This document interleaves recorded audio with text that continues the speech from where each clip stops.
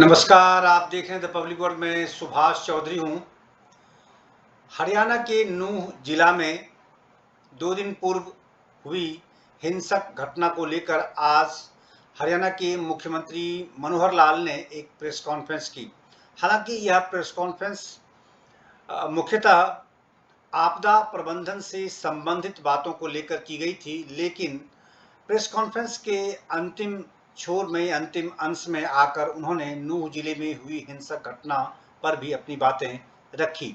मुख्यमंत्री ने कहा कि जिले में शांति बनी रहे और इसको लेकर आने वाले समय में कभी भी किसी प्रकार की प्रशासनिक अनदेखी न हो, इसके लिए अब नूंह जिले में ही आईआरबी की, यानी जो रिजर्व बटालियन है हरियाणा पुलिस की, उसकी एक कंपनी स्थायी तौर पर अब नूंह जिले में ही रखी जाएगी। हालांकि इसकी 2 कंपनियां हरियाणा पुलिस के पास है, जो भोंडसी में रखी जाती है। भोंडसी यानी गुरुग्राम जिले की सीमा में है भोंडसी ट्रेनिंग सेंटर, वहां रखी जाती है। लेकिन अब मुख्यमंत्री ने आज जो जानकारी दी उसके अनुसार इस रिजर्व बटालियन की एक कंपनी, जिसमें लगभग 1000 पुलिसकर्मी होते हैं, वो पूरी तरह से स्थायी तौर पर अब नूंह जिले में ही रखी जाएगी और उसके लिए जगह भी चिन्हित कर ली गई है। तो यह आज की एक बड़ी खबर है प्रशासनिक दृष्टि से। दूसरी बात उन्होंने कही कि आज शांति प्रिय स्थिति रही, चाहे वो गुड़गांव हो, फरीदाबाद हो या फिर नूंह जिला हो, क्योंकि ये 3 जिले ज़्यादातर अफेक्टेड थे उसको लेकर, क्योंकि 2 दिन पूर्व ब्रज मंडल यात्रा के दौरान मुस्लिम समुदाय की ओर से कुछ हिंसक घटनाओं को अंजाम दिया गया था, जिसमें से 6 लोगों की मौत हो चुकी है। मुख्यमंत्री ने आज इसकी पुष्टि की। उन्होंने कहा कि इनमें से 2 पुलिसकर्मी हैं, जबकि 4 आम पब्लिक हैं जो ब्रज मंडल यात्रा में शामिल हुए थे। हालांकि अभी बहुत सारे लोगों की हालत गंभीर है और वो अस्पताल में भर्ती हैं।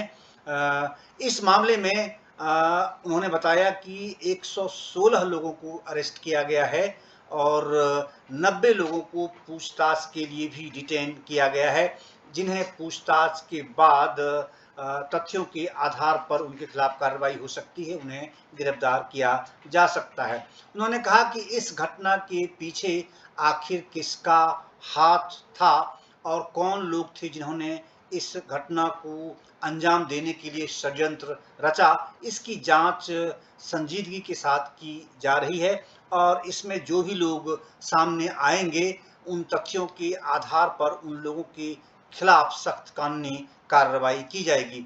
मुख्यमंत्री ने कहा कि आज एक और नया एक इम्पॉर्टेंट प्रशासनिक फैसला लिया गया है, वो है पुलिस डिपार्टमेंट में, यानी हरियाणा पुलिस में ही एक एनफोर्समेंट विंग की स्थापना की जाएगी। इस एनफोर्समेंट विंग के पास कुछ काम थे, लेकिन कुछ 4-5 डिपार्टमेंट्स के काम इनको दिए जाएंगे, जैसे टैक्सेशन, चोरी से संबंधित जब मामला आएगा तो उसकी जांच, उससे संबंधित कानूनी कार्रवाई एनफोर्समेंट यानी हरियाणा पुलिस का की जो एनफोर्समेंट विंग होगी उसको ये जिम्मेदारी दी जाएगी।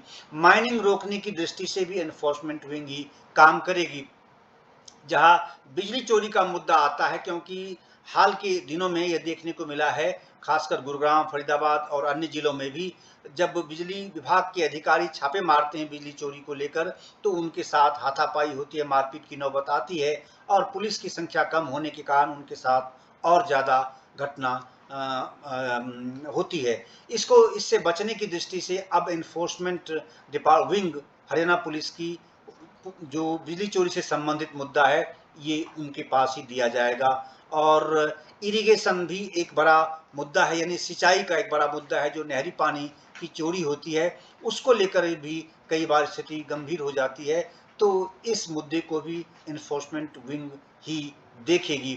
और इसके अलावा उन्होंने आज एक खास तौर से बातें कही, क्योंकि नूंह जिले में जो काव प्रोटेक्शन है, यानी गाय की रक्षा की बात है, वो एक बड़ा मुद्दा है। वहाँ अक्सर गायों की स्मगलिंग होती है, गायों की हत्या की जाती है, इसको लेकर विवाद अक्सर खड़े होते रहते हैं और उसका असर आसपास के जिलों में भी चाहे वो गुरुग्राम हो या फरीदाबाद हो, इसमें देखने को मिलते रहे हैं। तो इन चीज़ों से बचने के लिए भी उन्होंने कहा कि काव प्रोटेक्शन की जिम्मेदारी भी अब हरियाणा पुलिस की एनफोर्समेंट विंग को ही दी जाएगी और इसके लिए नूंह जिले में स्पेशली 100 जवान अलग से तैनात किए जाएंगे, यानी उसे एलोकेट किए जाएंगे, 100 जवान अलग से नियुक्त किए जाएंगे। इसकी दृष्टि से उन्होंने कहा कि राष्ट्रीय मुस्लिम मंच जो कि संघ की एक शाखा है, उसकी ओर से इस दृष्टि से काफ़ी काम किए जा रहे हैं और उन्होंने यह भी माना कि मुस्लिम समुदाय के भी बहुत सारे लोग, बहुत सारे युवा हैं जो कि गाय की रक्षा की दृष्टि से काम करते रहे हैं। बहरहाल आज मुख्यमंत्री ने नूंह जिले में हुई हिंसक घटना को लेकर ये बातें रखी और आइए आपको सुनवाता हूं कि मुख्यमंत्री ने क्या कुछ कहा, सुनिए। ये सब तो जो हमने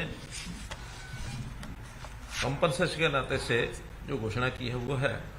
अब विषय सीधा सीधा आप भी आखिर जरूर चाहेंगे, वो है नूंह का ये जो दुर्भाग्यपूर्ण घटना हुई है। इस घटना के संबंध में सब जानकारियां दे दी गई हैं। आज हमारे डीजीपी साहब ने भी प्रेस कॉन्फ्रेंस की है गुड़गांव में, सब समाचार आपको आए हैं। उसमें मैं इतना ही कहूंगा कि इसके बाद शांति बनी रहे और किसी प्रकार की जो चीज है वो अनदेखी न जाए, तो हमने उसके सारे जो इंतजाम किए हैं अभी तक, जैसा मैंने बताया कि 20 कंपनीज पैरामिलिट्री की हमने बुलाई हैं, जिसमें से 14 कंपनीज नूंह जिले में, 3 कंपनीज पलवल में, 2 गुरुग्राम में और 1 फरीदाबाद में। 4 कंपनीज की डिमांड आज हमने और की है बाहर के स्थानों के लिए, ताकि एक सावधानी के लिए क्योंकि कोई घटनाएं छुटपुट किसी न किसी स्थान पर जो होती रही हैं, तो वहाँ सबको ध्यान रखा जाए, कोई ऐसी अनलॉफुल एक्टिविटी कोई ना कर सके और ये आगे कोई इस वातावरण में शांति बनी रहे। आज दिन भर में भी कई जगह की गैदरिंग, कई तरह के ज्ञापन ये सब दिए गए हैं, लेकिन सभी जगह पर शांतिपूर्वक सारा विषय लगभग सबके ज्ञापन जो है वो हो चुके हैं। किसी ने डीसी ऑफिस जाके दिया होगा, कहीं किसी ने गैदरिंग की होगी, ये सारे विषय जो है तो समाप्त हो गए हैं। 6 लोगों की, जैसे मैंने बताया आज सुबह भी, कि उनकी डेथ रिपोर्टेड है। 2 उसमें पुलिस के लोग हैं, 4 उसमें सिविलियंस हैं। अभी तक 116 लोगों को अरेस्ट किया गया है और 90 इसके अतिरिक्त और डिटेन किए गए हैं। पूछताछ करने के बाद उनके खिलाफ भी कार्रवाई जो बनेगी वो सब की जाएगी। और इसके बाद ये सारा जो विषय आया है, इसके पीछे किसका हाथ है, कैसे शुरू हुआ, इन सब बातों के ऊपर भी प्रोसेस चल रही है। उस सारी प्रोसेस में कोई भी दोषी है उसको बख्शा नहीं जाएगा। ये सारी योजना हमारी इसमें बनी है। आगे के लिए कुछ चीजें हमने जो और तय की हैं, उसमें एक ये तय किया है कि एक IRB की बटालियन नूंह जिले में ही स्थापित की जाएगी। जो अभी 2 बटालियन भौंडसी में है, उसमें से 1 बटालियन नूंह जिले में जगह हमने देख ली है, लेकिन वो जगह बनने में थोड़ा समय लगेगा। उससे पहले किसी टेम्परेरी भवन में 1 बटालियन में कितने लोग होंगे, 1000 लोग लगभग, तो 1000 लोगों की व्यवस्था वहाँ उसी जिले में कहीं ना कहीं, ताकि आवश्यकता पड़ने पर कभी भी उसका मानो उपयोग करना हो तो उपयोग किया जा सके। हमने एक पुलिस में एनफोर्समेंट ब्यूरो अलग से बनाया है।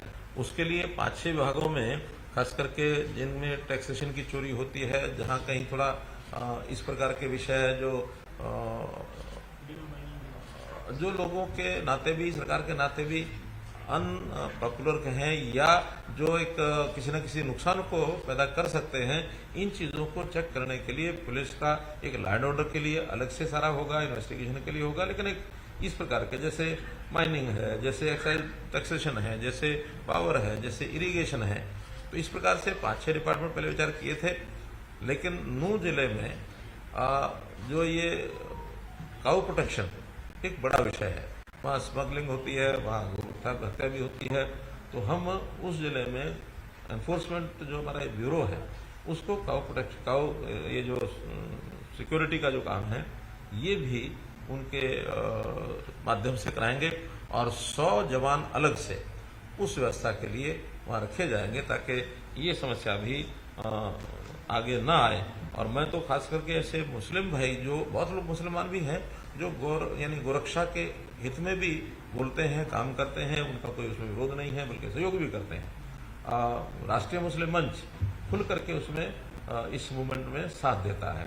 तो मैं तो ऐसे मुस्लिम नौजवानों को भी प्रोत्साहन के नाते से अलग से योजना बना करके भी उनको प्रोत्साहन देंगे कि मुस्लिम लोग भी अगर गोरक्षा में आगे आते हैं, ताकि वहां किसी प्रकार का आपसी भाईचारा ये न बिगड़े, हमेशा हमेशा के लिए इन चीजों को हम ठीक कर सकें, तो इसका भी एक अलग से हम योजना बनाएंगे।